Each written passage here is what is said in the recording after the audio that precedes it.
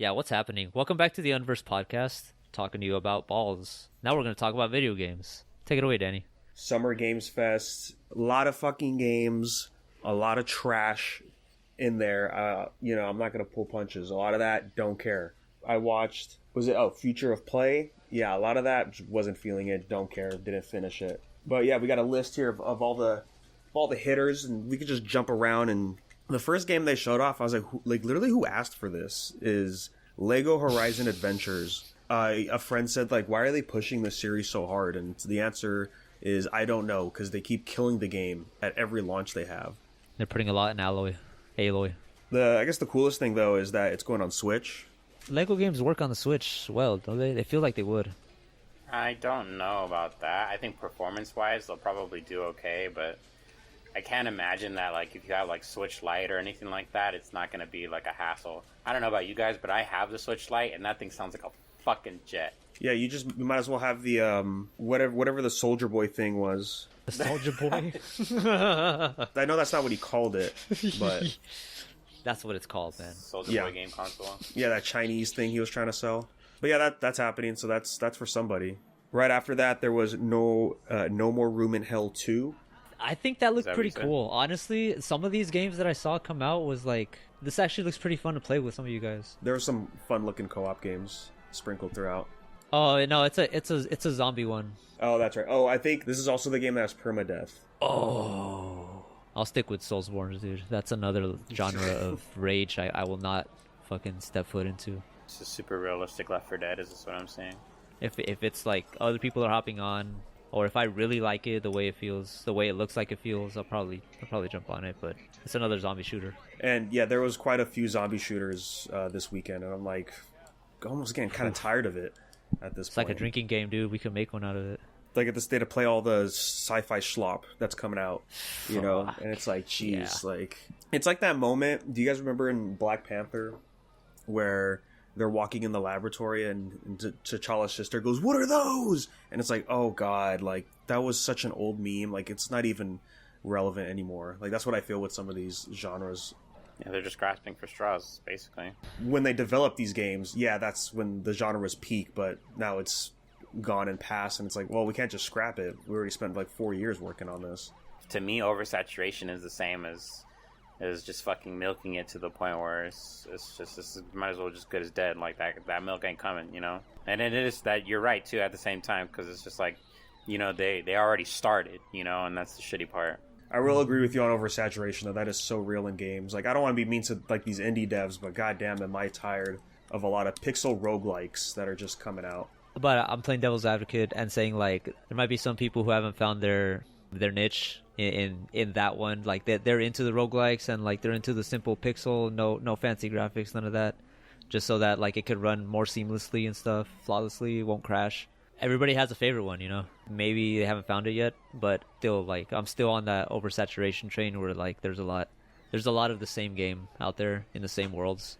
I think like a lot of them really have good concepts, but it's just the fact that there's so much of them that I don't genuinely feel like interested. I get disinterested in the fact that there's just so much to try, and I've yet to try them all. Like I heard DayZ when that was released, like that was a really good game. Oh yeah. What was it? World War Z 2, right? World War Z. So, but yeah, both of those I haven't tried, but I've heard really good things about them. Play all of them, I feel like I would have gotten really overwhelmed or probably burnt out on the whole thing like way too early on, just from having all that exposure all at once and then having to get used to all of these different gameplays and mechanics and all that bullshit. So it's just like straight out, I feel like Back 4 Blood was like my one and done for a couple of years, because that was as close to Left 4 Dead as I was gonna get. If they make another one, cool, I'd definitely get into that. Otherwise, I think like I'll also be okay with Killing Floor 3 that comes out. I'll just kind of stick with those two things, because like I liked when we all played Killing Floor 2. Mm-hmm. You know, just good times. Get used to like that whole arena. So yeah, I'm interested in all that. Yeah. All right. Yeah. So after that, they showed off Harry Potter Quidditch. It's time to really invest in the Harry Potter IP for games these days. Kind of whatever. I don't know. I'm not gonna. You know, it's funny enough. They didn't introduce Quidditch in the Legacy game, because they were coming out with this game. And just from what I saw, from the way it looks, you didn't want to put in all that effort into Quidditch or make like basically PvP in the Legacy game because you think that people are going to take this and run with it, you should have just put all of your money into doing the PvP for Legacy. Honestly, that game had its pros and cons, but just lack of what could have been like as a multiplayer experience, like that just kind of threw the whole thing out the window for me, honestly. Yeah, that's all people wanted for Harry Potter was like an MMO. Dog, we're in school. Let me fucking socialize, damn it. After that was Cuff Bust. This was the game where it's only made by one person, and it's where you play as a bunch of koalas. And that game looks pretty fun. This game looks hella fun. Like, I would be so down to play this game. Oh, yeah. If we could all get it. That's one of the ones I saw where I'm like, this is fun. This might be a good one to play with you guys. Yeah, like, I think it's like they're just doing Prison Break, and like it's just like the fun shenanigans. Like, beating up the guard with all the spoons, throwing soap at him so he could slip on the floor. Dude, fucking blowing up toilets. Yeah. Fucking shit, it's awesome, man. This game definitely plays to our friendship too, because towards the end, like half of the people you're with escape and the other two are like there, and you can like just totally betray everyone at any point. And I was like, oh yeah, the moment we get pissed off at one another playing this game, like we just fuck up teamwork, we're just gonna start ruining it for each other. Yeah. It's 20-player multiplayer. Yeah, that's insane. Jesus Christ, dude. Well, I guess like you're in a prison and it's not gonna be the three of you. That's gonna be crazy, dude. Yeah, that's gonna be a fun one. After that, we saw the Star Wars Outlaws trailer. That's the Ubisoft Star Wars game, and that's all I really have to say about that. I know they did a Ubisoft stream, I think today as of this recording, and they showed off gameplay and stuff. I'm like, yeah, I don't care. It's Ubi slop. Again, I'll play the fucking advocate here. That looks like a good time too. Just open world fucking Star Wars. Yeah, it'll be open world, and you have to get all those watchtowers and stuff, and go around, run around, pick up collectibles, fight the area boss. After that, we got Neva. Eva. That's from the developers of, I guess it's pronounced Grease, Gris. It's a nice narrative side scroller. It's very pretty. Isn't this the same studio that made like a Journey and Tale and no? It's from Devolver. I guess, yeah, they publish it. But yeah, it's like a side scroller narrative. You solve puzzles in the world while you're learning about the character you're with. With Neva, you have was it a deer or a dog or something? And you get to do dog combos, so that's pretty cool. A dog. Dog combos, bro.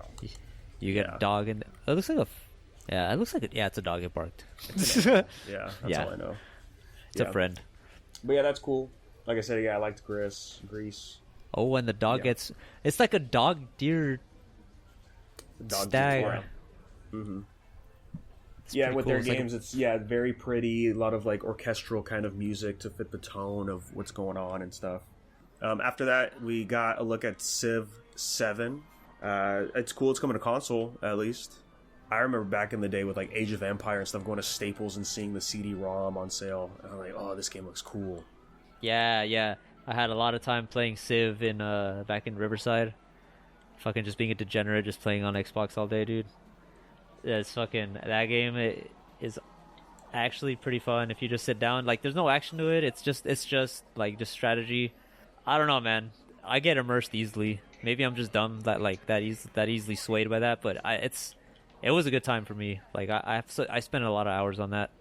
So Civ 7, and then they brought the actual Sid Meier's to talk about it, which was pretty cool. So yeah, this one's might be a good one to, like, I don't know if you guys want to try it out, but it's a good one to play if you just want to like not really think about where to go, but what to do, Yes, exactly. StarCraft is kind of what got me into those games. Craft, and then Halo Reach when it first came out on like 360. Those kind of games are cool. Strategy turn-based. Yeah. X-Defiant. Not X-Defiant, no. That's XCOM. a very different game. XCOM. Yeah. XCOM, there you go. That game's like that too. The next game was Once Human. I believe that was shown off last year at Summer Games Fest. But yeah, this looks cool. A lot of like weird, like tendril creatures and stuff, like mutation and all that kind of stuff. It was all CG. It looks like it's like a team game up to like 4 players, I'm assuming. But yeah, you're fighting creatures and stuff. Looks pretty cool. Did you guys ever play Remnant?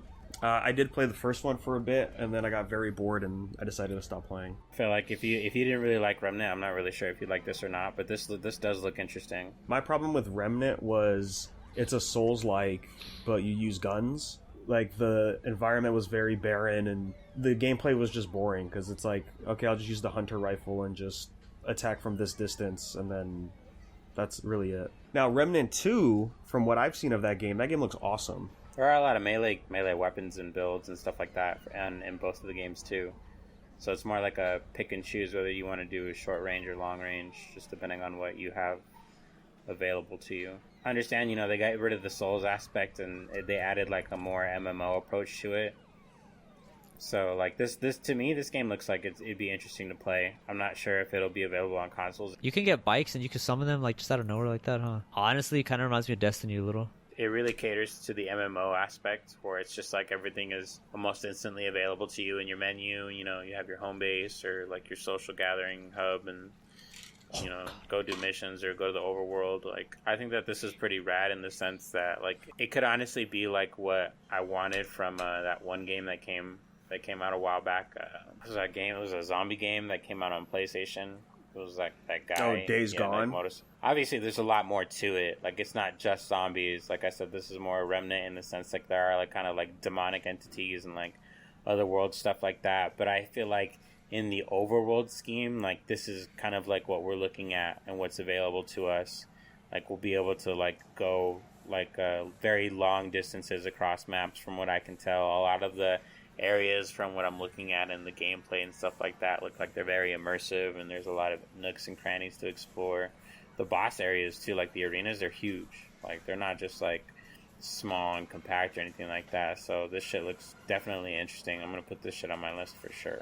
A lot of the gameplay that I've seen, I don't know, they showed it very early in the beginning, but like a lot of what I saw from this video is like you get to a very high place, and if you have this bird or whatever, you can just hang glide off of the bird. Like, some dude just jumped from the lighthouse and is like trying to make his way across like a whole ocean just on his sounds like bird. some Far Cry shit, dude. Or some like It's fucking great, bro. Cool, man. Yeah, they showed off Space Marine 2. That game looks cool. I know nothing of Warhammer, but it just looks Warhammer's awesome, man. I mean, that's all I needed to know. Yeah. It's just all Space they missed Marine, was like Warhammer. Henry Cavill just vouching for the game. That's all we needed. Yeah, that would have been so cool just to hear him like just talk about it, man. It'd be so cool. Or Rahul Kohli too. He's also a big fucking nerd. Yeah, Black Myth Wukong, dude. That we didn't get any gameplay for that, but it's I'm kind of hyped for that because it's just got a high school game, dude. Yeah. We did get the release date with this one. It's gonna be August 20th. Yeah, I need to see gameplay though. Yeah, a while ago they showed off some gameplay. I guess at some different events, but yeah, this was just for the release date. Door with Little Cretan. Well, he can pick up rocks. I'm kind of digging the tracks too. The music for it it's. I think he has different trees of abilities because I saw one trailer that he had like transformation abilities. Next, they had the Persona boys up on stage to talk about Metaphor. Yeah, it was looking cool.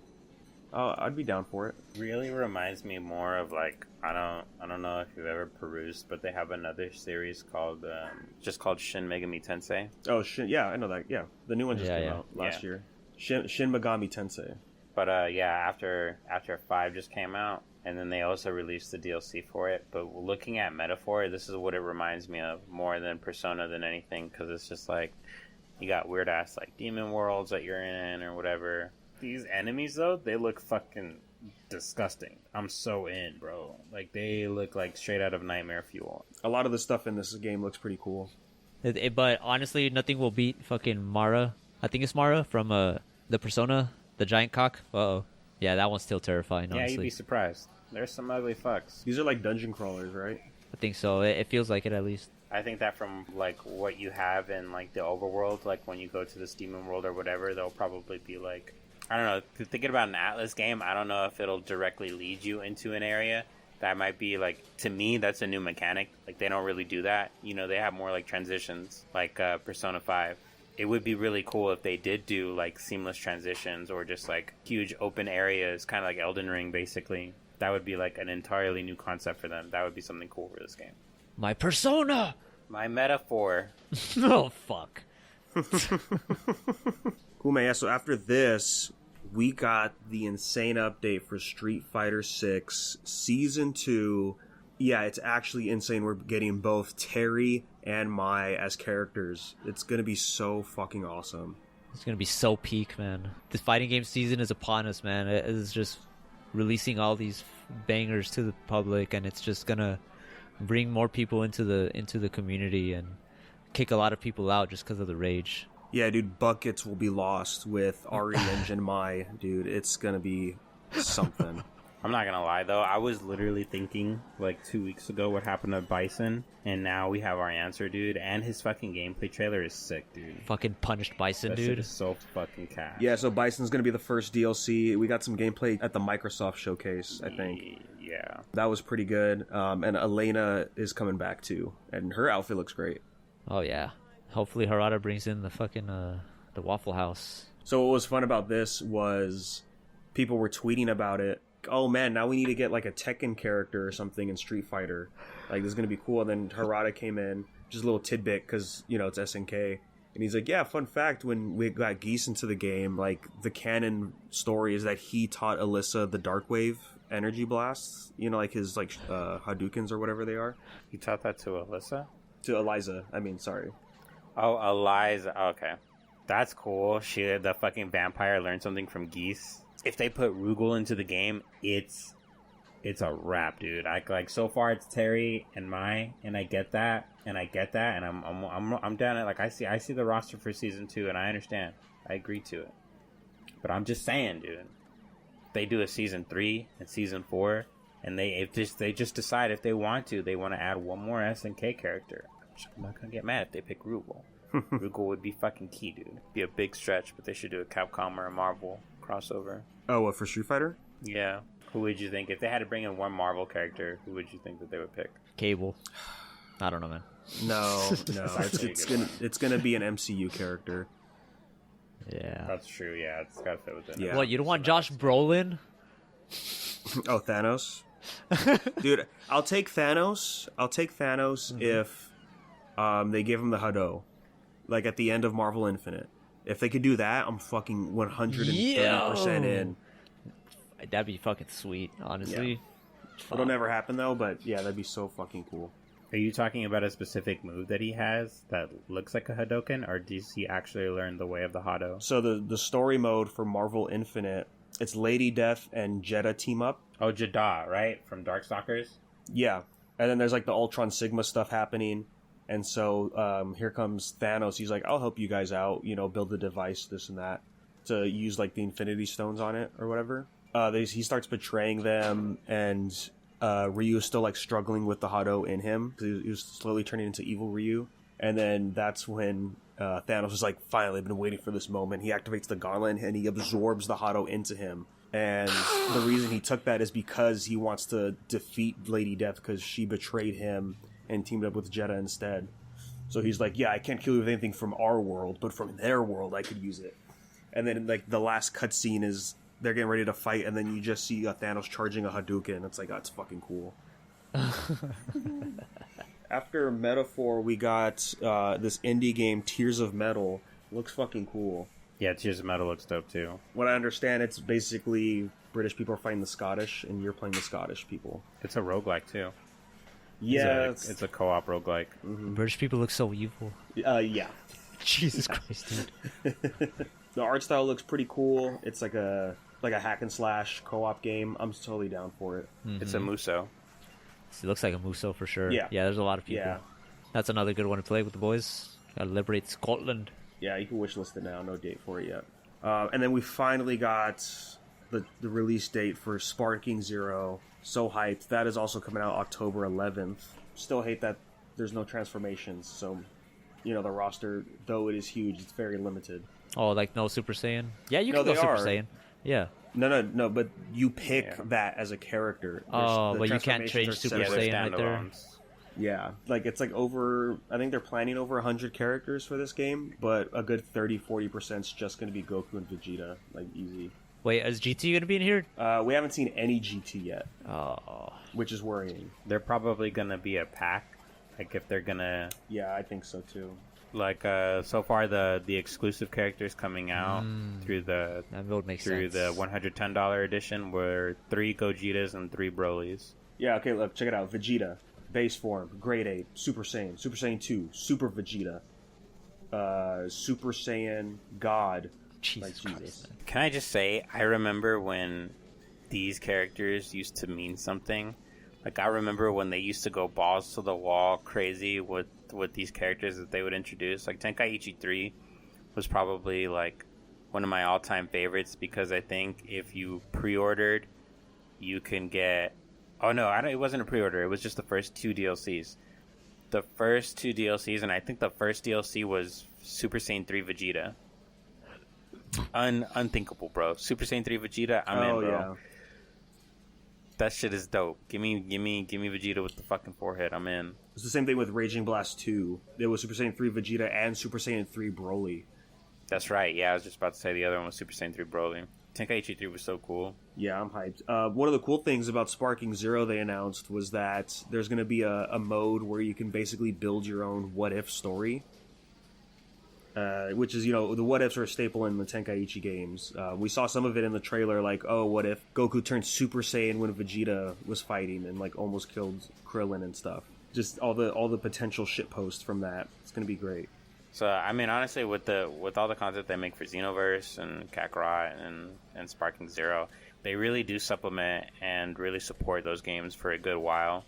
I'm really, really looking forward to the lifespan overall for Sparking Zero. I think that's going to be really cool. They're definitely going to have a lot of seasons because it's just like you don't really run out of ideas with Dragon Ball. Like you can just, as long as they have the manpower to just make the characters, make the models, and make it work, they'll definitely keep adding more packs. The spicy orange Piccolo, Supreme Gohan, whatever his fucking stages. No, it's Beast form.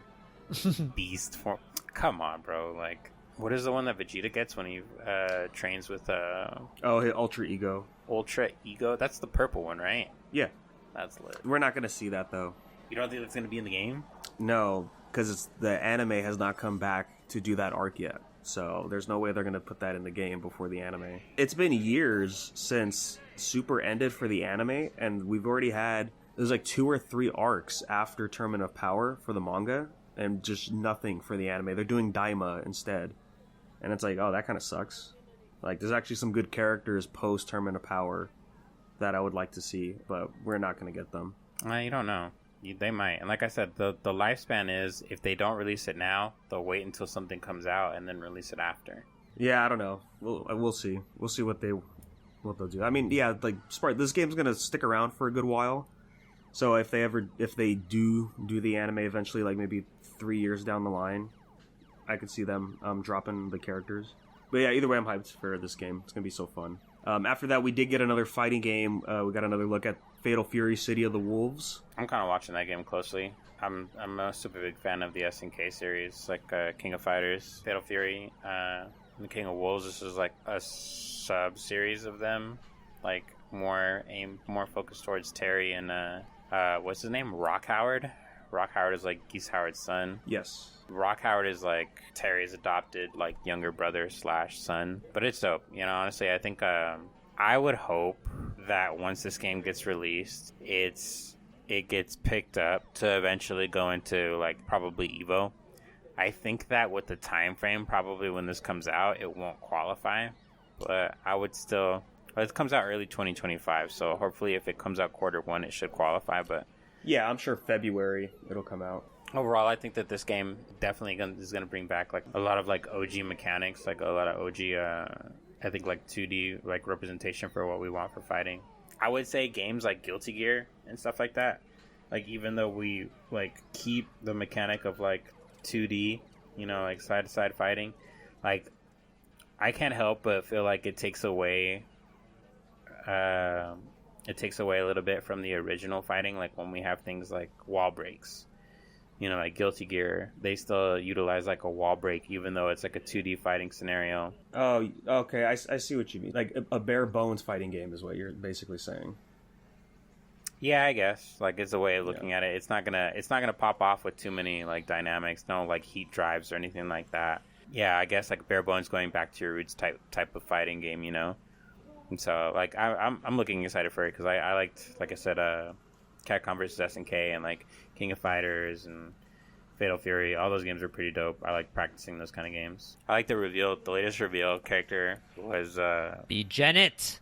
Yeah, Janet. Like she was probably the girl who I would probably main too. Dude, I really want a new Metal Slug game. There's a new one coming out. Yeah, Tactics. Yeah, we just got an official gameplay trailer. Oh, today. Oh, it's roguelike. Roguelike tactical. Like we brought it up earlier about repetition. It's like, yeah, like roguelikes are cool and stuff, but God, almost every single indie game has roguelike. Yeah, that's definitely part of the oversaturation train. And like I get it, like the appeal for that is the replayability because, you know, most indie games will have a very short narrative. Oh yeah, it looks okay. I might pick it up. Dude, the next game though, Mecha Break, looks fucking sick. We got a teaser for it at Summer Games Fest, and then they showed it off again at the Microsoft one. The mech designs are solid. Oh my god, they have Gundam colors. Oh, bro, and they transform. Tell me they transform. Yeah, aerial combat. Of course they're gonna fucking transform. Oh god. I can't wait for the build kits for this, dude. The amount of microtransactions people would spend on this shit. This is... Everybody who's into Warframe is probably going to get into this too. I don't think it's going to be big enough for them to steer themselves away from Warframe, but I can definitely see a lot of people getting into this. I'm down, dude. This is Gundam Evolution right here. Yeah, pretty much. Right after that, they had Mr. Blumhouse himself hop on stage and just talk about the new Blumhouse game studio, and they showed off like 4 or 5 games. And then we got more in-depth look at that at the Day of Devs stream right after this. But yeah, pretty cool. Yeah, all horror, all a bunch of different like genres. There's one that looks like a PS2 game, freaking sick, or a PS1 game. Yeah, there is something like, this game. Yeah, dude, with the Ouija board. There is something to say about horror movies in general are fucking awesome because they give you the adrenaline rush and shit. But in like the game medium, it's like you're in control and you're basically responsible for your choices. So like if you go in that room, you might get killed. So you might as well just go in there anyway. And it's like the suspense it's like the immersion of you in that horror world that they made. It's totally different than just watching a fucking horror movie.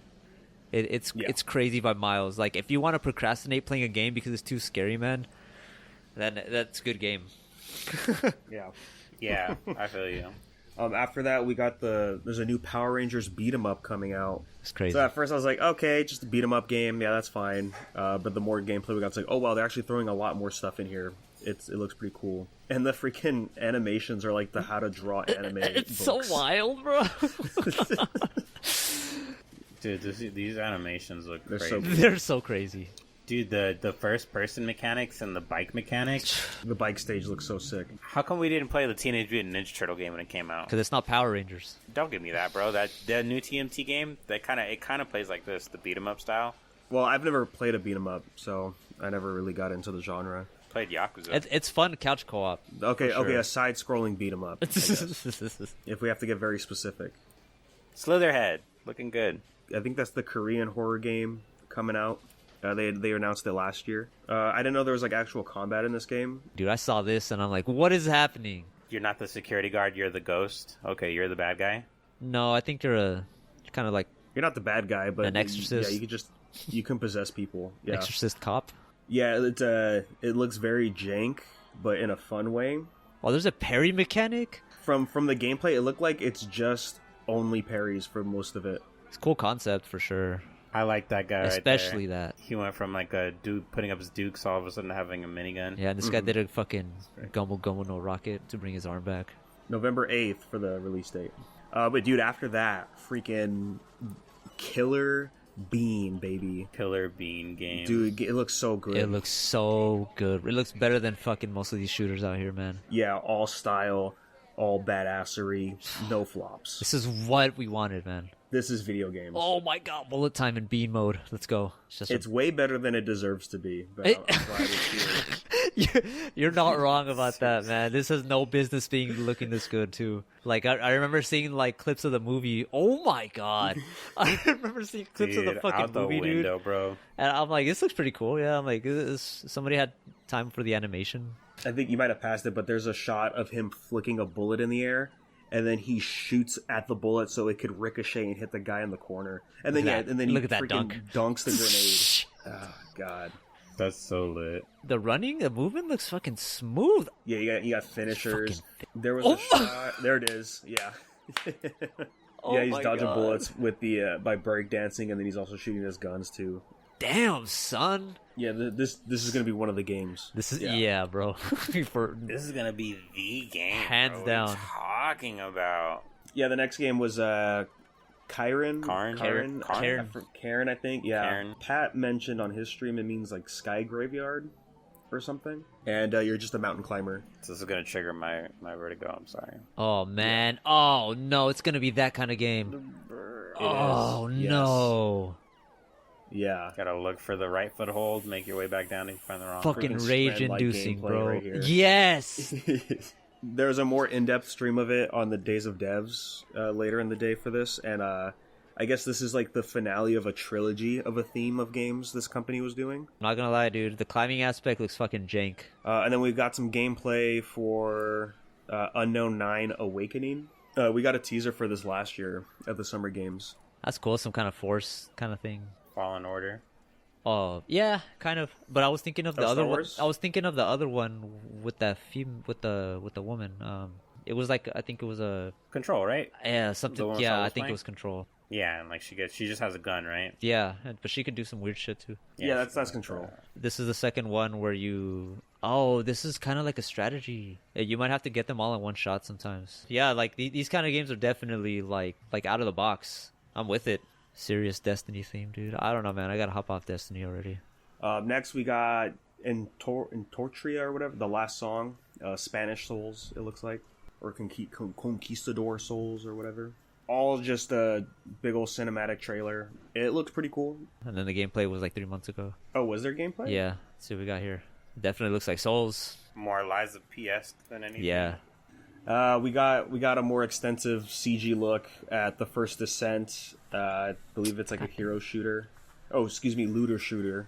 Yeah, I don't know, sci-fi. There's a girl with a bunny suit mech or whatever. July 2nd is when that's coming out. The First Descendant. Oh, Descendant.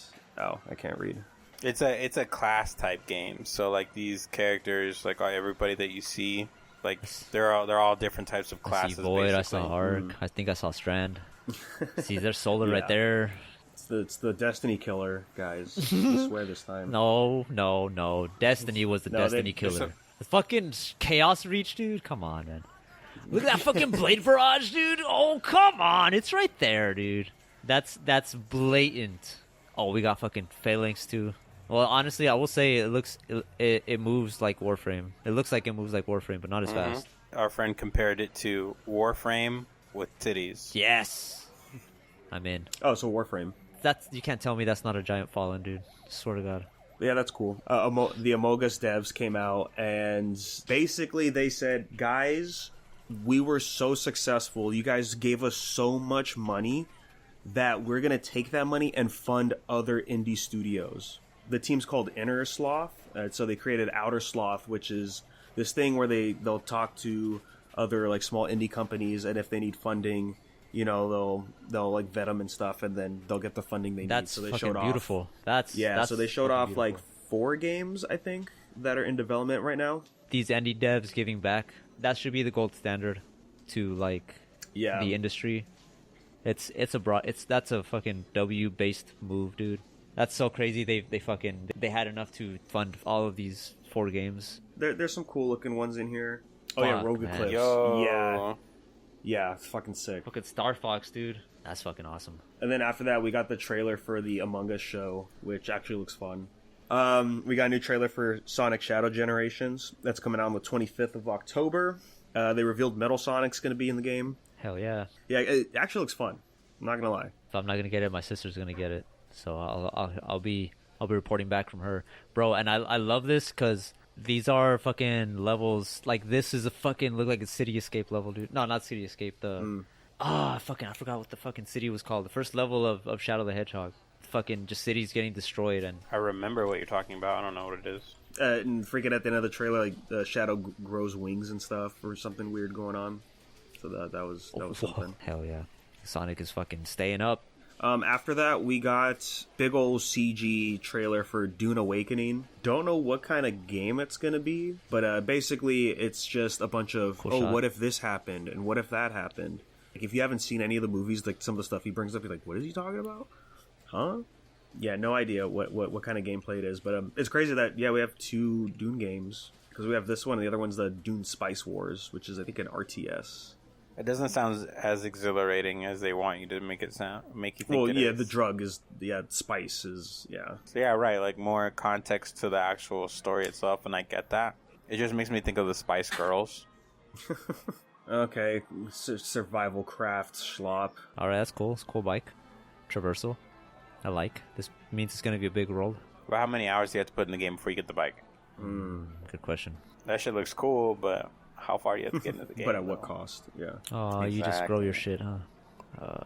I never got into the base building in Starfield. It's just too much, man. Like, it's going to take resource gathering, and that's going to be always going to be a pain when you like missing just one. Yeah, like this has to be your game. Yeah, you have to be like full into Dune, I guess, to actually appreciate this. Not bad, not bad. It's for the fans. Yeah, Dunk Awakening. Yeah. Oh man, this was so funny. The next game was Battle Aces. Started off with a cool like cinematic. Oh my god! Like 2D animation. I watched the stream and it's exactly what you're saying sick right now. Yeah, it's so sick. And then it's like, okay, but what kind of game is it? And it's like, oh, it's a new RTS that's like friendly for new players. And it's like, okay, I'm fucking out. Yeah, again, like it's supposed to be friendlier for new audiences to where everything's kind of simplified. So there's not a lot of point and click stuff. You're just planning out your strategies with the armies you build and stuff. Baby StarCraft, that's it. This is Civilization on easy mode. It honestly, it might be a little more complicated than Civ. Well, because it seems like you're No, Civ is definitely a lot more complicated because you're talking about like countries, right. You're talking Economics, about gold, like there are taxes. Yeah, there's all such shit involved. I take back what I said. This is nothing like Civ. This is definitely like the action part of StarCraft, Halo Reach. You got like the fog of war over your whole terrain. You know what? I take all of this back. Empires. Have you played Warcraft? I'm not talking about World of Warcraft. This is Warcraft. I have Warcraft 3 right here. Warcraft 3, exactly. That's exactly what I'm thinking about. This is what this is. I mean, I will give it this. It looks kind of fast-paced, but that might just be the first level or the playtest level. It might get more difficult as you go on. I was watching Kind of Funny, and one of the hosts, like they were watching the fucking the trailer. Like, you know how the trailer showed up first and then the fucking gameplay after. Like, yeah, they're like, oh, this looks fucking awesome, and he's like, yo, what if this was like RTS? Boom, cut to like them talking about it's like RTS, and he just got up and walked away. Not to jump ahead of stuff, but yeah, I think is this it? Yeah, Tenjutsu got revealed at Devolver, and same thing, like 2D animation. It looks fucking sick. You know, you got a waifu in a suit with a knife doing all this cool stuff, and then you look at the gameplay, and it's like side-scrolling pixel roguelike beat 'em up. Okay. Like, that's cool too, I guess, but... The expansion for Alan Wake 2 is next after that. Yes. Yeah, Night Springs, baby. This is all story content, right? Because, I mean, the whole game is basically a story. Yeah. Yeah. 3 playable characters. It looks pretty cool. I need to get into Alan Wake because this game, all I've heard is that it's amazing. It's really niche. Oh, really? It won that many awards? I don't know. Oh, dude, yeah. That's crazy. No, this game was huge when it launched. Just the heavy narrative. Very meta, too. Like... Dude, is that fucking... Yeah, though, dude, the whole plot of the fucking game is about meta. Like, if you're not paying attention, you will get lost. This might be one of those games to get into, honestly, just to get in. These are in the same universe. That's her, dude. That's the girl from Control. Nice. Fuck yeah, dude. That's what I love to see. Now you gotta play Control. Fuck, man. The expansion is AWE. The unofficial acronym for that was the Alan Wake expansion, because it opens it up more into the Alan Wake universe. That's one of those where I gotta have to fucking... I know barely anything about it. I've just heard other people play it, and I still don't understand what's happening. So it's like kind of those things where you have to get your own hands on it. Yeah, otherwise it's just not going to be the same. It's not going to make sense. I agree with you on that. So next we got more in-depth look at Kunitsu Gami. This is from Capcom. I kind of got disappointed by this game. I thought it was going to be like an action game. Like, people are thinking like it's like Onimusha, like aesthetics. Pretty cool. But it's just a tower defense game, essentially. Oh. Or like you just fight waves of enemies, pretty much. Is it co-op? I have no idea. It looks cool though. Like the aesthetics and like all the like enemy designs are really cool. But yeah, I was hoping for a more action game. This is a Capcom game? This is Capcom. Yeah. July 19th. That's cool, but it's like, but a lot of these are kind of like, I don't want to say disappointing because I feel like it's too harsh, but like it's just not what I was hoping. Exactly. Disappointing. Yeah, some of these indie ones are like they got the clickbait for sure. But freaking Hyper Light Breaker. That's a good looks one. Awesome. Fuck yeah. Yeah, this game's gonna be great. I've yet to play Hyper Light Drifter or Solar Ash, but this is looking solid. Dude, the aesthetic itself brings me in, honestly. Mm-hmm. Just the movement and just the colors, brightness, and the whole style of it. It's really cool. And then at Devolver later, they announced a new game that they're working on aside from this, and that one also looks pretty cool. Fuck yeah, Devolver's putting in some work, dude. They're always putting out some good stuff, and they don't take themselves too seriously. That's fucking awesome, man. Like the amount of shit posts they make about themselves, dude. It's so awesome. I'm assuming you guys did not watch the direct for Devolver, right? Oh no, I didn't. Fuck, man. I'm sure it was like the 15th anniversary for the company. The whole bit was like, oh, it's Volti's birthday, you know, like the mascot for Devolver, and it was something, man. It was awesome. We just got a confirmation that they're still working on Skate, and we got a little bit of gameplay. Oh, we did? I thought they just showed like, hey, we're making on it. Like, well, yeah, we're still working on it, and they showed off like, I mean, I'm assuming it's gameplay. Oh yes, they got him. It's Tim, dude. Fuck yeah, dude. That's cool. I'm glad they got him for that. That was awesome. That's fucking cool. This is gonna be open world co-op multiplayer. Look at this dude just fucking tummy tucking out there. Look at bro. He's just rolling, dude. Oh my god, He called it San Amsterdam. San Amsterdam. I might come back to skateboarding games, guys. Fuck. How was Tony Hawk Pro Skater 2 Remastered? Didn't you get that? Yeah, that was fun too, for a while. I tried it for the platinum, but I'll probably come back to it later. Literally, it's just like I remembered, except better. I just haven't played it in a while. But Skate, this one looks like it might be like a not an open world, but like fucking MMO style sort of, but skating, except without the pickups and stuff. You just fucking skate around, meet other people that are actually live with you. I mean, that's the feeling I was getting, because it looks like there was multiple players just fucking around, you know. So it might be one of those things where it's like that. There's like a career aspect, but like you might have to do stuff in the open world. I really hope that they bring the mechanic back where like you get like the X-rays. I don't think that was Skate. I think that was another game. I don't remember what it was, but like I don't know if you remember what I'm talking about. Like sometimes where you do like stunts or whatever, or like missions where you like try to see if you can get like a gnarly like injury or whatever, and like when you like bail out or whatever and you like hit pavement, you like your body goes into like an X-ray and you can see like all the things that you broke. I'm pretty sure that was Skate. I think it's the Jackass game you're talking about. Oh no, but I think it's Skate too. You're right. I remember Jackass did that kind of stuff where they pay you for the broken bones. I do remember the Jackass game, but this wasn't. It was just skating. I also remember Skate, like they give you little text pop-ups when you get extra points, broken ankle, broken bone, stuff like that. Yeah, I hope they bring back those mechanics. That would be pretty cool. I just like the wonky ragdoll stuff. That's what I'm in for. After that, we got an update for Pal World. They're adding so much new content. It's crazy. This is also another company where like we have so much money, we don't know what to do with it. Like it's actually a problem. We have so much money from this game. See, we didn't have to wait a whole new year in order for them to add more monster ideas. Oil rig stronghold. That looks dope, dude. Yeah, it looks pretty cool. Yeah, this is still considered early access for the game. It is released and you can buy it and play it on PC and Xbox, but yeah, it's still technically early access, but still, like, there's a lot to do. But yeah, this is a game you have to put hours in, because it's like, yeah, survival crafting kind of game. They announced Valorant is coming out to console. They showed off a trailer for Wilds that because we already saw stuff at State of Play, but they confirmed cross-play. It won't be cross-save. That's a little unfortunate, but yeah. Yeah. The last game they showed off for Summer Games Fest was Phantom Blade Zero. They teased this last year, and then we actually got gameplay this weekend. And yeah, a lot of style to it. It's a Souls-like, but they really emphasize on like the fast strikes and stuff. Like it looks cool. Not really a banger, but they ended it on a good one.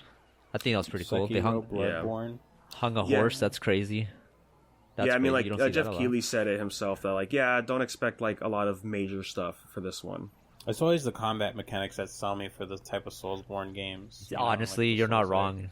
It definitely looks smooth.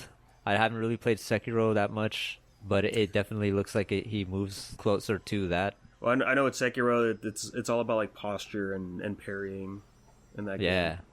And it looks like this might have some of it too. Yeah, we got this waifu right here. So awesome. Fuck yes, dude. Bayonetta, bro. Let's go. Yeah. It doesn't look like you get punished for not parrying exactly too, so it might have some leniency for you. Yeah. Sekiro's a special case where like, no, you're not dodging and stuff. You have to parry or you will lose. Immediately after Summer Games, we got the Day of the Devs. This is a thing where they just promote a bunch of indie companies and like whatever games they're working on. There was a lot. I wrote some cool ones down. So there's Karma the Dark World. This is a Chinese horror game. Yeah, flickering screens always scare me, guys. I don't know about you. I'm a big fan of shit bursting out of a chest. Like it just opens up and there's something inside and screaming. So one of the other games they showed off at Day of the Devs was called Screenbound. Now this... Oh, this one's wild.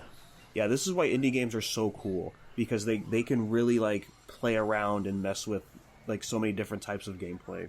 So like you're basically using a Game Boy and you're holding it the whole time, and in the Game Boy it's a side scroller, but it's also affecting the 3D environment you're in. So you're playing a side scroller and a 3D platformer at the same time. And then you could do like custom stuff like build your own maps and all that. You zoom in to look. That's cool. It's not bad. Already very like out of the box as well. The last game that I wrote down was Zoocosis, another horror game with mutations at a zoo. Yeah, a lot of strong like monster designs with the. I fucking hate needles right now, dude. Dude, I feel like I'm the Jeff of this podcast right now. God, man, my teeth are pounding. That's freaky as fuck. Mutant penguin, dude, and it flies. Oh, I see. Zoocosis, mutated animals. Yeah, you're trying to heal both the regular animals and the mutated ones. Nice little cherry pick right there. That's pretty nice. After that was Devolver's awesome presentation. We got the announcement of co-op for Cult of the Lamb. I've been meaning to wanting to look more into this game because it looks pretty cool. Yeah, I don't know too much about this one either. Mm-mm. Like it'd be nice to check it out. Yeah, I know you there's a base and then you gain followers and stuff. But yeah, I don't know much else about the game. Yeah, August 12th for that.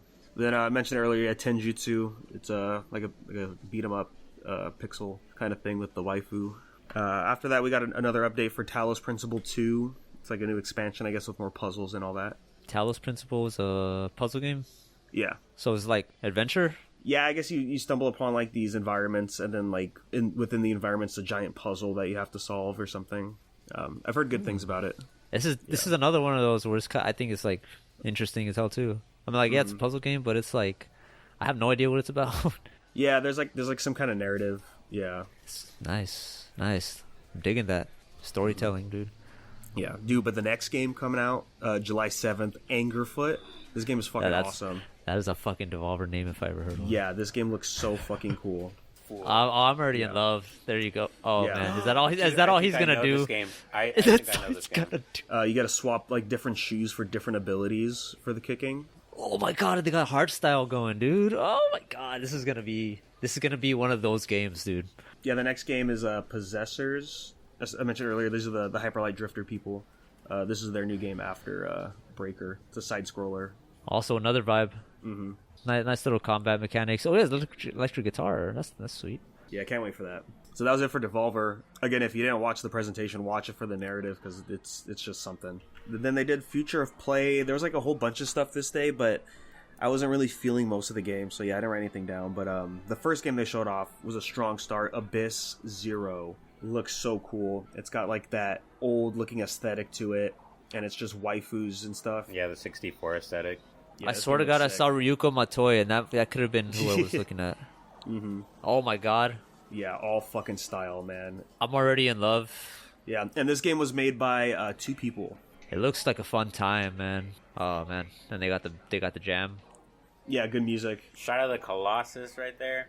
I know, huh? Yeah, solid looking character action kind of game. I'm just totally down for it. It seems like they're showing a lot of the same character, the same enemies. So hopefully there's more to it than just like 4 hours or 5 hours. Yeah, you can just wish list it. That's it. Oh, they might be still working on it too. That's awesome. Yeah, looks pretty rad. After that was Zodiac XX Leo. What is with these names, dude? Yeah, that was another one where I was like, yeah, crazy name and looks pretty fun. Persona. I like the idea for this one. Also a fucking vibe, dude. Also, like, you see the fonts? It's like you would download a car font right there, man. You wouldn't take a pic of your panties to the side, and one without your panties, and one with your finger in them, and then one spreading them a little, and maybe one of your titty, and then maybe one licking your titty, and maybe grabbing the other titty while you suck on one titty. I love that meme so much. Not bad. And the fucking music too is actually in this game. Fucking awesome. Yeah, awesome, got a cop, bro. Dude, indie games are making games cool again, man. That's all I'm saying. For real. And then finally we have the Microsoft Direct. I think they started out strong with this one, dude. Because I think I'm back in. Yeah, Blops 6. Got some gameplay and story reveal for it. I'm all for it. Yeah, it's set in the 90s, right after the Cold War. Fuck yeah, dude. Yeah, I'm sure the story and stuff's going to be pretty solid, but god damn, dude, this game is 300 gigabytes. And it makes no fucking sense why the game is that big. That's with textured streaming, too. What does that mean? Textured streaming is something that they added for Call of Duty, so basically you need internet no matter what, even for campaign. They made it so that they're trying to roll this out. Basically, the reason why they wanted to do this is because they said it's supposed to save your console, like console space and stuff like that. So not everything has to be like basically all into your storage. But at the same time, that's such a moot point for you to always be connected to the internet, even when you're doing campaign. Like, even if you're doing offline content, you need to be online. That's what they're saying. There's no way around it. You need to have internet connection to play the game. Mm-hmm. Yeah, that's been a big issue with these big companies the past few years. It's like, why do we have to be online? You know, like streaming ray tracing, is from what it sounds like, that's insane. For overall, I think it was just related to just like, you know, when you have like your cone of vision, it's like a pre-rendered zone on top of your cone of vision. So like we take like a first-person shooter, for example. Obviously, your cone of vision is just going to be anything in front of you. Preloaded surroundings are like basically you are in the middle of a circle and the radius between you and the end of the circle is like the zone for everything that's loaded around you. I think the idea behind the textured streaming that they're trying to do is, again, they're basically claiming that by making it so that these textures are, I don't want to say pre-rendered because that involves them having to already have them be loaded somewhere, but basically stream, because that's the word that they're using. They're streaming the textures so that, you know, essentially it's more seamless and smoother for your game to work. I don't buy that for anything. That sounds like a load of horseshit. Mm-hmm. They came out with a statement earlier today, as of this recording, and it says, correction, the 300 gigs installation is not just for Black Ops 6. That's also including Modern Warfare 2, 3, Warzone, and all relevant content packs that come with Black Ops 6. So all the Call of Duty stuff together, if you want all of it, it's 300 gigs.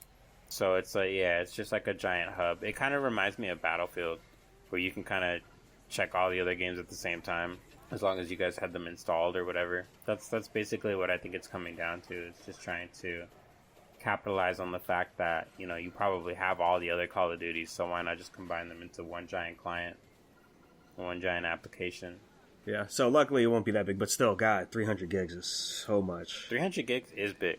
So after that, boom, we got the new Doom game announced, Doom the Dark Ages. Very fitting. It's a medieval aesthetic for the next installment of the series. Getting closer to looking like Guts, man. Yeah. It's crazy, but that's a downgrade, honestly. Doom guy is like on a whole nother level right now. Right now, specifically in this trailer, dude. Yeah, Doom guy so sucks. like Guts cries. This guy this guy has a fucking shield now, man. He took a page out of fucking Kratos. Yeah, it's pretty fun. Oh, dude, that gun right there, it's like the skull launcher, dude. Skulls. Oh my god, that's so good. Yeah, it's in a chainsaw shield too. That's so fun. The soundtrack always fucking killer, dude. When the remakes came out, honestly, ever since, oh my god, that parry was nasty. Yeah, see, when I saw that, I was like, oh, that's God of War. Even the first Doom. Oh, yeah, you get in a mech. Mm-hmm. Ride a fucking dragon.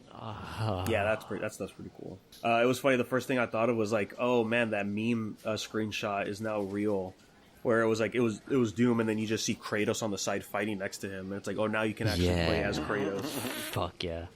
We got the new Dragon Age game reveal, the Veil Guard, which I never played Dragon Age, so when I was watching it, I'm like, what are we looking at? And it's like, oh, this is Dragon Age? This is not what I was expecting. I swear, like, they should just make animated movies with the amount of, like, the cinematics are really fucking nice, man. Like, yeah. almost too much, so where seeing the game itself is kind of a letdown. Yeah, that's the thing with... Like that RTS one we saw earlier. Like, that in itself can probably be a pretty good anime. And this would be like a good, I don't know, Netflix movie or something. Well, there was a Dragon Age CG movie at one point. There you go.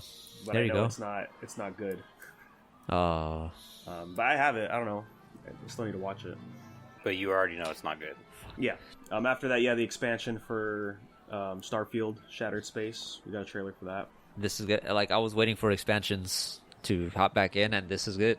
Maybe like as a new character, or if it lets me, just gotta reset the universe again. What I've seen so far in this, you find the House of Arun, which is like they're all secretive and shit, and they keep to themselves, and they have an embassy for sure, but nobody knows where their planet is. And I guess this DLC delves more into that and their ideology about the Great Serpent, and having to kill everybody to send them to, I guess, to it.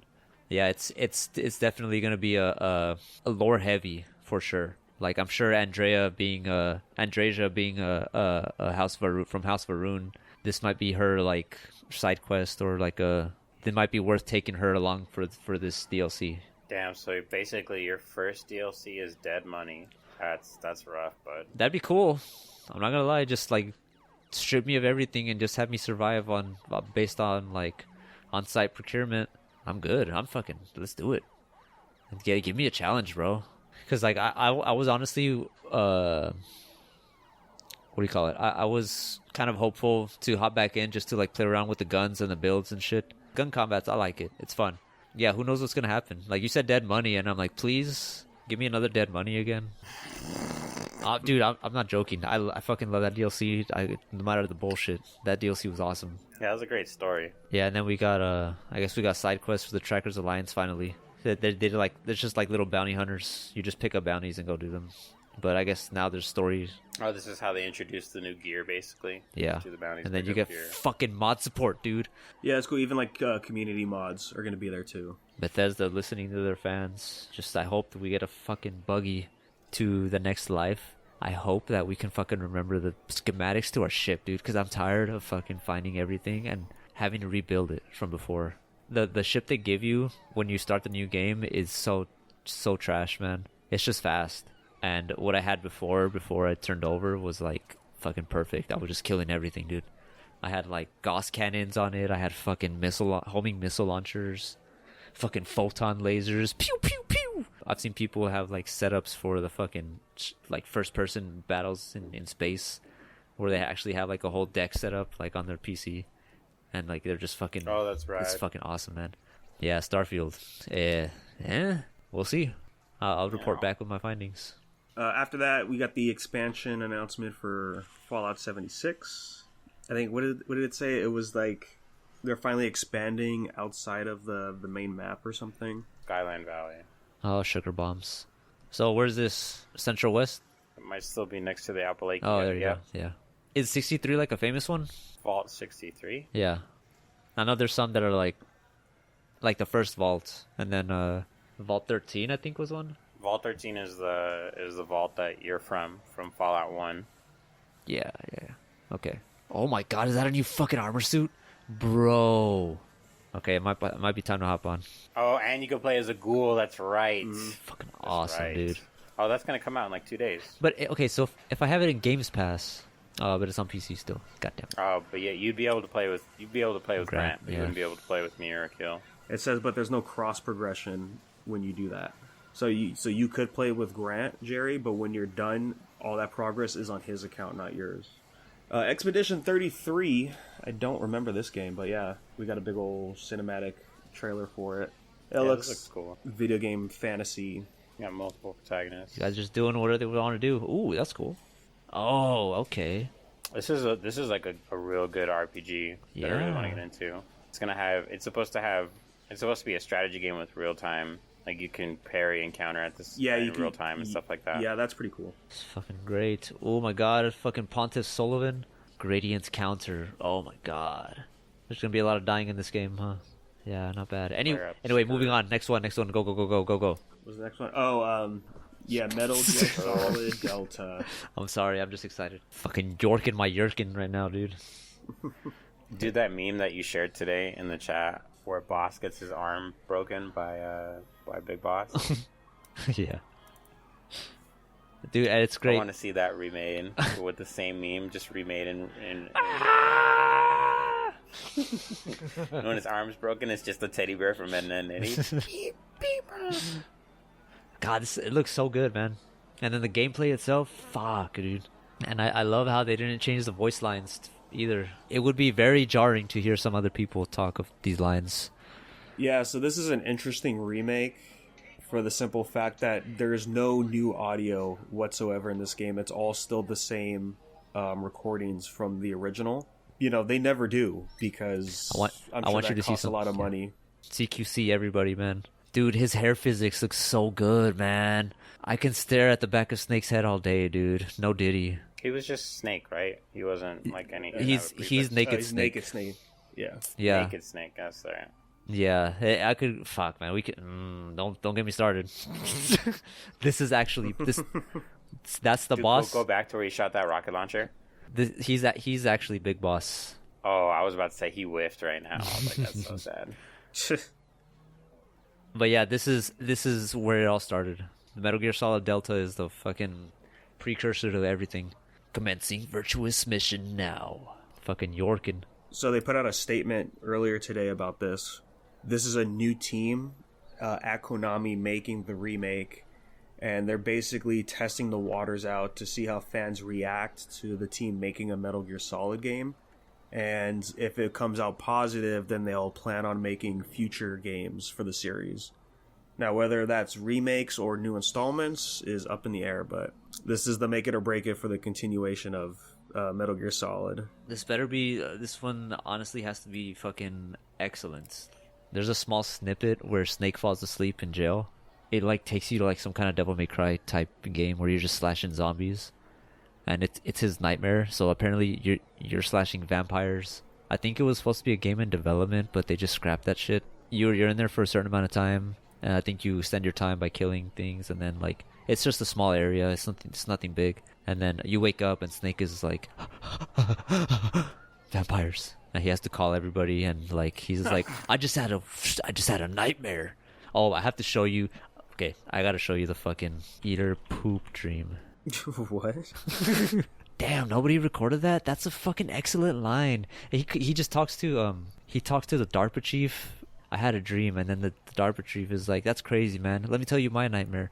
So one time I heard that I was dreaming, and this giant pile of shit was just walking around making everything shitty. And he's like, yeah, it was crazy, man. There was just shit everywhere, just covering buildings with shit, my family shit, everything was shit. And then Snake was like, "Oh, okay." And the guy was like, and Sigan was like, "You do feel better?" He's like, "Yeah, thanks for that." Better watching it, because that shit was just so out of the blue. Yeah, I hope they keep that. Yeah, I know that this is going to make money. Like, no question. All right, after that, we got Flintlock, The Siege of Dawn. The main character is set out to kill the gods, and then you team up with one for abilities, and pretty interesting, like, action game. There's been a lot of originality, I will say, during these showcases. A lot of the same shit, though. Or some of the same shit, but this is like... Yeah, like you said, this is kind of interesting. Yeah, everybody's just getting creative with this shit, dude. It's awesome. That's coming out next month, which is very soon.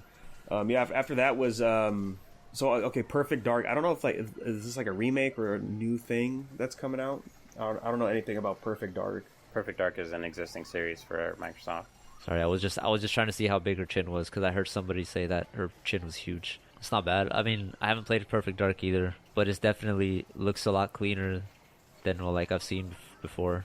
It's a crazy how big of a difference it is, just like with updated graphics and stuff, and just remodeling actual NPCs and environments around you. But it's the same game that you played like back then, like Metal Gear, and this one's gonna be one too. It's crazy how much of a difference it can make. Even the environment by itself it's already like a massive step. But I'm sure like they added some more, or they're gonna add some more probably new abilities, techniques. I don't know. Yeah, I've never played Perfect Dark either, but from what it looks like, it looks like it could be a mix of like Watchdog and like Splinter Cell. Like obviously there's a lot of like sneaking around, espionage, like I mentioned. Like you're mostly just looks like spying. Yeah, it definitely looks dope. Damn, this world is really hiding in the perfect dark. I just want somebody to say that. Fable. I'm not gonna lie, it looks good. The new Fable. I like the graphics for this new Fable. Is it like the first Fable, or is it a different story altogether? It looks way better. It's a different story altogether. Yeah, it's just the new Fable game. Yeah. All I remember is just everyone was giving it so much shit when they first announced it. Because they give you like this mockumentary type shit, and it does always have like sort of comedy. That's cool. I don't think that you'll make your own character. I think that yeah, you're that's what I was just gonna thinking. play as this girl. In the first one, you get to choose between a boy and a girl. You don't really get to choose what you look like. You just get to choose boy or girl. Same thing with Fable 2 and 3. Boy or girl, boy or girl. I think in Fable 3, you get to change how you look. I get like basically like character creation. Is that the sister from the first game, or is that another character completely? I don't know. I think it might be another character completely. The synonymous character from Fable was like an oracle. I don't know if you remember her, but she was like a prophet. I think her name was like Teresa or something like that. Yeah, she was your sister in the first game, I think. No, she was in the second game. What happens is you end up joining a caravan, and she's a part of your caravan. And I think she has a sibling, and her sibling dies. You just basically live with this caravan. Fable 3, you're an orphan. Actually, no, you're not an orphan. Your dad is the king. Your dad is the king of Albion. Yeah, so you're like the prince, the king to be, basically. Fable 1 is the one where you're you start off in a village. I think after you do the tutorial, bad guy comes, kills everyone in your village, your mom, your dad, your sister, and then you're an orphan. You just basically go through the game from there. Yeah, Fables are good games. If you have Game Pass, I would definitely... Right, Fable 2 is like the one that I started with. Had a good story. Fable 3 is kind of okay when it comes to the story. I feel like it reaches a little bit because obviously it's like, okay, like you were pretty much given the green thumb from the get-go, being like the son of the king. I don't know, out of all of them, I think Fable 2 is probably the better one. But hopefully this one will be good too. Because they also made like a Fable VR, but I never played it. I don't know anything about it. After that, we got Fragpunk. This is another hero shooter, but it's got some cool style. Yeah, you basically pick your cards that are your perks for the match. I'm gonna say some of the perks that they showed off, pretty OP. There's like a big head mode. I like the art style to it. Yeah, it could be a good time. But yeah, it's just wild. There's so many hero shooters coming out. Dude, this is so cash. Rule-changing hero shooter. Yeah, so I guess you get to pick. I guess you vote on the cards or whatever. Yeah. But I wonder if it's going to be like you only get the option at the beginning of the match, or is it like you can change at the start of every match? Kind of like how Arenas was for Apex, remember? But those were rounds in Apex. Like different matches, yeah. If you have the ability to pick your card at the start of the match, or if you basically continuously pick new cards throughout each round. After that, we got, I guess, a new Indiana Jones game coming out. I remember seeing this a while ago. Dude, he just deflected a fucking bullet with his whip, man. Fucking indie. Being indie, that's cool. Yeah, Wu Chang Fallen Feathers. It reminds me of Neo. It gets the different weapons. But I think it's her powers that gives her different weapons. And she did weapon changing like Urza. She's got the arm too. Yeah, Ass Creed Shadows got a trailer at Microsoft, and then they showed off more stuff at the Ubisoft event. I really got to finish Ghost of Tsushima before all these games come out. Me too. Oh, is this the one with with Yasuke? Yeah, Yasuke is one of the playable characters for this game. Yeah. Is this the one all the fucking incels got mad at because there was a black character in Japan? If I'm gonna play devil's advocate for Ass Creed's Shadows, the reason why people were upset that Yasuke is a playable character, they've waited years for a Assassin's Creed game set in Japan. You don't get to play as a Japanese character. Like, that's all people wanted for this game, and that's why they got upset. Half the game is a Japanese character. You can play as a female assassin, because that's what they've been doing now. Is you get an option of 2 characters, but I think for the canon story, Yasuke is the main character and not the female assassin. But he's a Templar, right? I thought the main characters were the assassins. This was the first time I saw anything for the game, because I don't really care about Ass Creed. Not bad. That's pretty cool. Honestly, it looks pretty cool. The stealth mechanics are pretty crazy. Combat looks pretty decent. Have you ever seen a Tenchu game? No, I don't think so. Before FromSoft made the Soulsborne games, one of the games that they used to make, like for PlayStation, was called Tenchu. It was pretty much like this. It's like a stealth ninja game. Look that shit up, because that shit is almost exactly like what we're looking at. All right, and finally, the last game that we got, the announcement of Gears of War E-Day. This is before everything, right? This is a prequel? Yeah, this is the prequel. Oh, okay. This is the day that the war started. They only talk about this in the previous Gears of Wars and like in the novels and stuff like that. He looks so green. Yeah, this is before his chin set in. That's cool, man. I like the cinematic. This is like anything I like more than character development is the character's past and see how they got to where they were. They already made the backstory for Bard, and because that was actually Gears of War 5. I think it was called Gears of War Judgment. Dude, young Dom, bro. And the track is just perfect. Oh man, E-Day is gonna be lit. Seriously consider getting an Xbox to play this game. Like, You and Gears me of both. War is just so like dear to my heart. I never played Gears of War that much. I may play like a match with Grant one day. It looks like a good time. But yeah, with that pretty much wraps up all the showcases from this weekend. A lot of cool stuff, a lot of slop, a lot of interesting things. Like you said earlier, Jerry, there's a lot of like just different stuff being shown. Everything like out of the box. Certain things you wouldn't think would blend together. Yeah, pretty good show overall. I definitely enjoyed some stuff in here. As a little bonus piece this weekend also, Maximilian dude. If you guys haven't heard, he said, "Fine, I'll fix it myself." And he basically hired a modder to fix Marvel vs. Capcom Infinite. By fix, I mean like aesthetic-wise. They're giving it like the Marvel 3 aesthetic with like the cell shading and stuff. I think it was today as of this recording. He was on stream and showing off that they got 2v2 to work, or tag fighting to work. And they added the mode where you can have all 4 characters on screen. We can end the episode off here. We got an email. That's unversedpodcast@gmail.com, and it's from the boy Mark, and he asks, with X-Men 97's success, what's a series you wish had a sequel or prequel? There's actually some guy on YouTube. I fucking wish I could name drop him right now, but I can't remember. He is making a prequel to Ed, Edd n Eddy. It's called Peach Creek. Oh, yeah, that's like the fan made, right? That is actually really good. It took me to a place I didn't think I wanted to go to, and I didn't want to go to. But it's making me think like that, and it's actually really good. I'm just waiting for this guy to update. That's a good sequel, like after high school, and everybody's just still trying to figure out what they want to do with their lives. Like they're all, I think they're about to head to college, or Double D is, and he sees that Ed and Eddie are pretty much not going anywhere.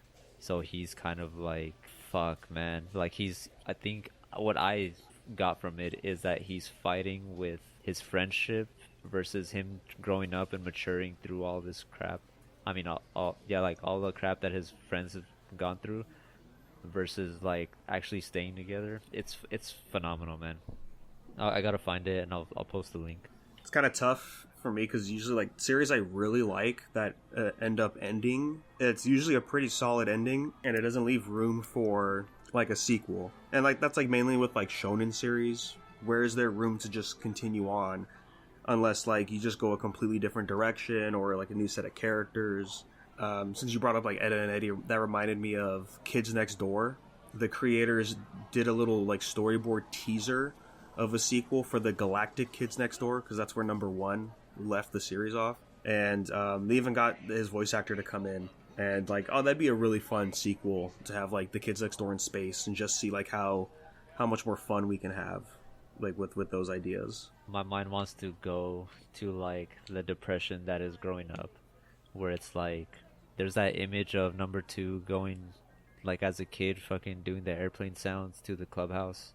Mm-hmm. And it's like fucking, you know how like how it is, it has a fucking ship, it's glorious, it's massive. And then he cut to the next picture, you see him like as a teenager. You know, remember that episode of the same exact one? Same exact teenager.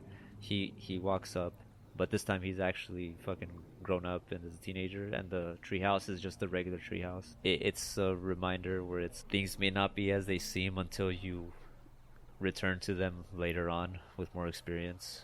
Like a bunch of these cartoons that we're watching, they have some pretty phenomenal messages that went by our heads when we were watching them as a kid. Yeah, the sequels can take a series anywhere, and prequels. Mm-hmm. It's like for a lot of series, like where I said, like, well, where do you go on from there? Like for new characters, it could just be like their kids and start like with Boruto. Yeah, so stuff like that, I'm like, yeah, that could be fun because you bring in a whole lot of new stuff. Like it's the next generation's turn, essentially. Yeah, if anything, like I would like side stories for series. What are these characters doing? Like, let's give a story for some popular characters that aren't from the main cast and stuff. I always enjoy stuff like that and would like to see more. You know what? If anything, like Claymore could be a good one to get a sequel to, because just at the end of that series, we get like this huge reveal about the world, and it changes so much of that universe. And okay, well, how do you expand on that idea? Like, what else is out there, and see our characters go through. I don't know if I have a good answer to this question myself. There are a lot of things that I, generally read or watch that I don't know. The scary thing is I don't know if it should have a sequel, like to some of the things that I really enjoy. Mm-hmm. Basically the same problem that I have with The Last of Us Part 2. You're taking the story and either you're going to take the same characters and you're going to, run with it and run it into the ground, or if you do make a sequel, it's got to be something separate. And I feel like a handful of the examples we talked about is that where like it's just something completely different from the original, or maybe we'll have some nuanced things from the original but still makes it its own thing as a spin-off or a sequel. A lot of series do this successfully. There's not really too many things again that I feel like I would personally want to change that for. I guess if I have to say it for like a manga or an anime, I guess I would want like a sequel to Gantz. I was always a big fan of Gantz. I think like a sequel to that would be kind of cool. I know that he did like other series that are kind of similar but not really. But I think like a direct sequel to Gantz, like maybe like having it expand like to the universe, since there were so many like basically different types of enemies and stuff like that, like probably like go on the big black ball ship or whatever and like go to different planets. And then, just carry out missions there or whatever the hell. Shoot, I can't really say that there were like a million games that I wish that there were a sequel for. Yeah, I mean, if there's like installments for a series, like, yeah, I do want a new Sly game, new Spyro. If I had to put it like that, I definitely do have one. It was a series that came out a while back. I think we may have talked about it a couple times, but it's called Time Splitters. Oh, yeah. That was such a good series, bro. Like, they came out with 3 games, and they're supposedly working on a 4th one. Like, supposedly. I don't know if it'll still ever end up being a thing. Yeah, like, I would definitely want that to come back. Such a good series. Just everything about it was so cool. Like, the multiplayer was great, too, because you had, like, a different assortment of characters, different assortment of weapons, different game modes. Like, to me, it was, like, the first, like, multiplayer shooter that had, like, all the different modes, like direct, like, how would you describe them? Because they're all different, and, like, every fucking game has a different name for it. They have, like, the standard, like, deathmatch, and then they have, like, things like Infection, like, special game modes, like that. Mm-hmm. So they'll have, like, a zombie mode or whatever. They have, like a headshots only mode, or, like, a no armor mode, so, like, limited health or limited ammo, like, certain weapons only, so you can have, like, special rules on and off. You know, if you wanted your players to like run around super fast across the map, so it'd be hard for you guys to shoot at each other, you can do that. It was just really cool. It was a combat game, but it was also like a party game. He has another question in there. This one's a little more like, he says, what's something you wish would happen in a series you like? His example was he's tired of seeing romance, like rom-coms, end right after the like main characters finally get together, right? And then we just get the epilogue and then the series is over. And that's true for the most part, you know, like, I think I talked to him about it once on a stream or something, but the idea is that like, well, we've already seen these two characters do everything that they would in a relationship. It's just the idea of them like finally getting there and then now it's over. It is kind of like a blue ball situation because like, no, but I want to see more. Luckily though, we're seeing series do that more often now. Like I know with Komi-san, like they got together and the manga was still going and stuff. For me, the big things I always want to see happen more, and it, you know, it varies on the genres, but it's either like character progression or just progression of something. Certain series just like they get stalemate, like Spy Family, like it's like almost stagnant because the story's not going anywhere, and it's like, no, just we could just pick up the pace, like keep moving it forward, but we can still have the fun stuff here and there. And then for other series where I don't want to say it's like slice of life, but it's like it is like in that vein, and sometimes like it feels like the characters just stay the same and don't really like get any more depth to them. So I would like to see more like depth just overall in a series. Yeah, more crossovers. Yeah. With IPs that I like, you know. I don't know, man. I feel like the internet's been bringing that side out of me, where it's like the absurdity. Because I just saw a story where it was a band, right, and they were all dressed as El Chavo del Ocho, and they were all playing the fucking Power Rangers theme song.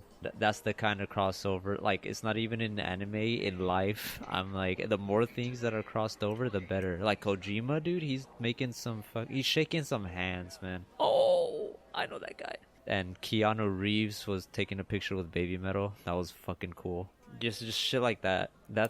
I want to see more of that, but in the real game we call life, you know, in the real anime we call fucking waking up in the morning. I would honestly want more continuations of like long-standing mangas, even though they did like an OVA for, you know, like the last arc for like Yu Yu Hakusho and stuff like that. I would still prefer like if they go back and like, hey, we're gonna do like one more season, we're gonna like do these episodes and we're gonna like basically retell the story again, you know what I mean? Like that would be cool. Yeah, I like the idea of just like, I guess, being able to like redo or revisit like all of these things that kind of had a different ending to how we saw it. Like, I don't know, you were the only one that read Inuyasha, but obviously you didn't watch Inuyasha all the way, so I don't know if the original ending to the original Inuyasha show is like the same as how it is in the manga, or if they pretty much redid everything in like final act. Well, yeah, final act is one season, and that is the ending for the manga. And I mean, I like Yashahime. I haven't seen it, really. Like, I'm just, like, kind of aware of some of the things that they've done into it. And I'm just kind of like, okay, like, at least, like, you're doing something with the story, you know? But that kind of also takes me back to the question right before that, where it's like, okay, you make too many changes and all of a sudden it's just like, well, really, what are we even watching or reading anymore, you know? Yeah, Yashahime is an interesting one. Like that is a sequel, but as far as I know, Rumiko Takahashi is not writing that series. I think that could explain why like things feel like that. I don't know. I've only seen 4 episodes, and I just have been putting it off for too long. I do want to get into it, and I think I hear the manga version is actually better than the anime, so I might just be checking out the manga. Cool, man. With that, I think it's safe to say we could wrap up this giant episode here that we got today. Oh, yeah. Thank you guys for listening. And again, yeah, unversedpodcast@gmail.com. Any questions or comments, we'll be sure to bring those up on future episodes. So thank you guys, and we'll catch you on the next one.